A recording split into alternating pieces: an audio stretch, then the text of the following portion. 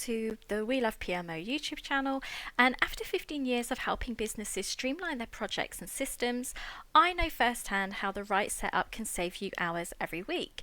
And in this ClickUp series, I'll show you exactly how to build a setup that's simple, powerful, and actually works for you. And before we jump in, I'm just going to talk really briefly about what ClickUp is. So ClickUp is an all-in-one platform where you can manage tasks, projects, documents, goals, basically everything you need to stay organized all in one place. So whether you're a solo business owner or part of a big team, ClickUp lets you customize your workflows so they actually fit how you work and not the other way around. It can actually do a lot.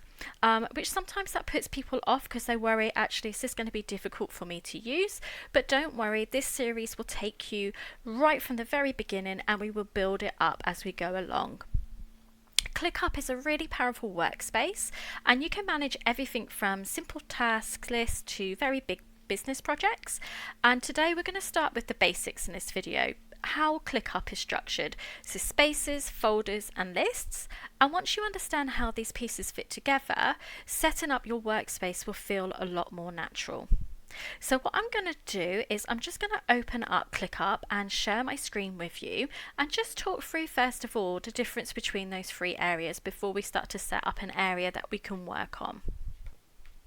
So I want to just divert your eyes over to the left hand side of the screen here where you can see my cursor, and what you have on the left hand side is you have your home page, there's the inbox, the dashboards, the forms, the timesheets, but where we're going to start from is actually down here where it says spaces.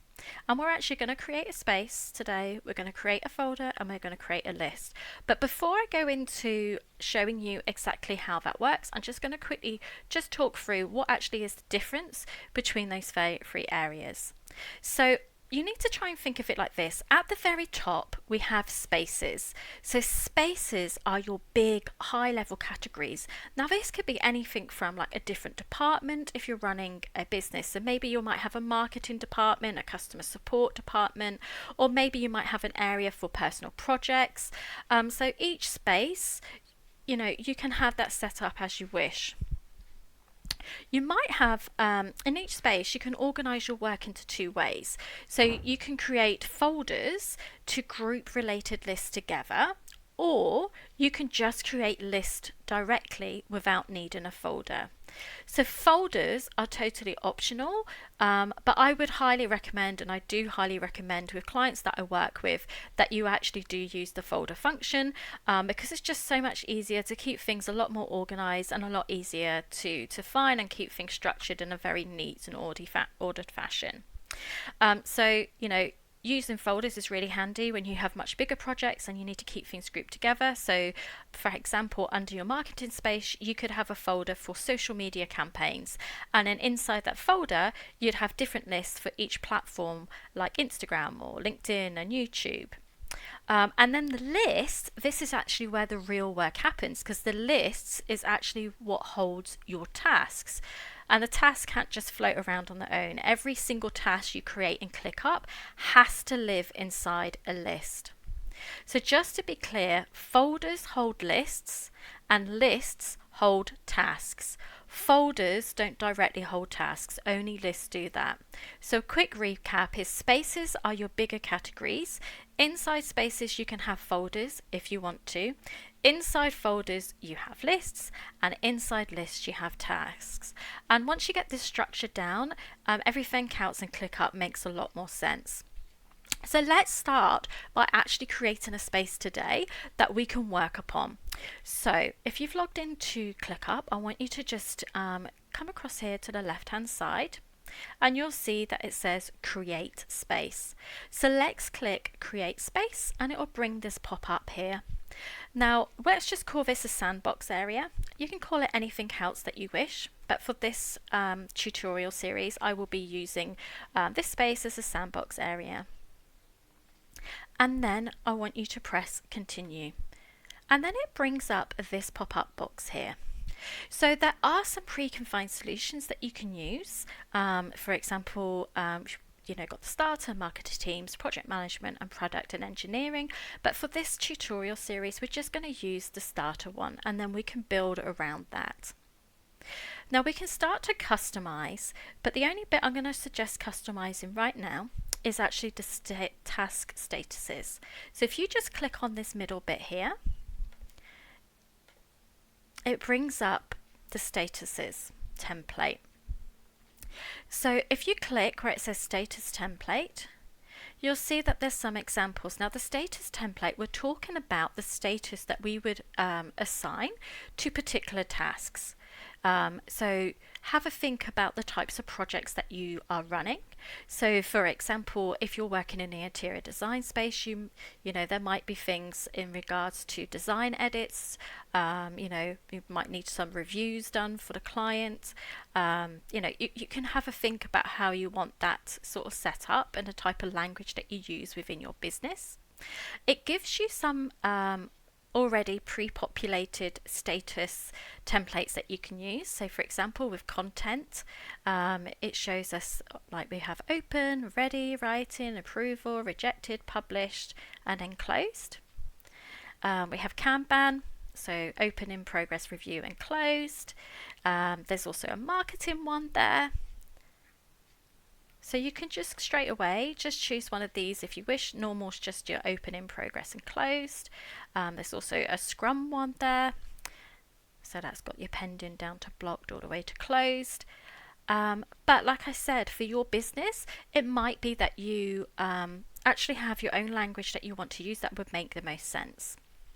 Now at the moment, I have some of my own. This is just a test space that I use. So for We Love PMO, for some of the sort of my own internal sort of projects, I just use not started, in progress, and complete, just to keep it really sort of simple. But what we're going to do is create our own one for this sandbox area. So I want you just to click new template, and what we're going to call this is and again, you would call, if you were not doing this as a sandbox but you're doing this for your actual business, give this a name. So maybe give this the if it's for a particular department that you're using or particular types of projects, just so it's easy for you to find in that status drop down. So I'm just going to call this sandbox status for me, and I'm going to press save. And then what I'm going to do is going to create it. So I want to keep my not started so that we can keep that as there. I do, yes, I'm going to have in progress, but I'm going to also have internal review. So in the things that are active, I want to have an internal review. I'll just press save, and I'll show you how to change the colors in a moment. I also want a client review. Let's add that in as an example. So I'm going to say design edit stage. That's great. I might even have one here where it's actually in progress, it's active, so it's a task that's running, but actually it's on hold for some reason. So it's already started, but now it's on hold, so I'm going to have that there. That's it. I think I'll just use those for now, and then I've got a completed. I don't really need anything additional on the done. So you can add whatever you need, whatever makes sense. You can rearrange them. So if you get the little hand, if I want, so this is how it would appear on the drop down list. And like, actually, do you know what? I want in progress under on hold, and I want on hold at the top. Whatever works best for you. And then if you click the actual little dot where the colour is, then you can change this. So for me, on hold would make sense to have as red. Internal review, that I'll have that as yellow. Client review, I'll keep that as orange. Design edit, let's have that as purple. And in progress, I might have that as a blue. There we go. Okay, I've got my green as complete, and then my not started, I want that actually to be a grey circle around that. And then we press save template, and that's saved, and then apply changes. Perfect. Okay, so now you can see here where it says task status, it's actually got the task status that we've just created. And then we press create space. Fantastic. So the moment we create a space, it automatically puts a list underneath. But before we get to the list, let's create a folder. So where we've got our space, you'll see there's 3 dots. So click on the 3 dots and we can see create new. Just click on that little arrow and a folder. And we're just going to type test projects. Okay. We want to use the space status, so that's fine. That's the statuses that we've just set up. And then we press create.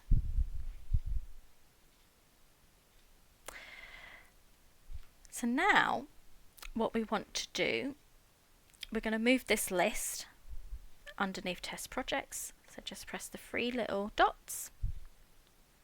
We go to move and move to the sandbox area and click test projects. So that just moves that list underneath just to make it nice and tidy. But you'll notice it comes up with, oops, test projects already has list name list. So we need to start giving these lists a name. So let's start with the first one that is outside of the test projects. So what we're going to do is we're going to click into the list and we'll come to the top and we'll just click where it says list and we're going to delete the list and we're going to type project A. Okay, and then click out. And now what we want to do is to click the 3 little dots, go back to move and push that under test projects. And then if you do this little triangle here, it shows you that we've got those 2, got the list and the project A under the test projects folder. So now what we have a space, which is our sandbox area. We have a folder, which is our test project folder. And then we have 2 lists underneath, one that we've just named, which is project A. And then one that is just still called the list. And that is all we're going to have a look at in this one. In the next video, what we're going to do is start to have a look at the grouping of our lists. So we will start to talk about the life cycle that we perhaps want the tasks to be grouped together in, or the phases, however the language is that you use. So feel free to follow along on this, so hit the subscribe button so you get notified when the next one's coming out. Each video is released on a Wednesday and a Friday. Do feel free to ask any questions that you do have in the comments, because especially if it's a new system that you're using, you may think of comments and questions that you have as we're going along with this tutorial.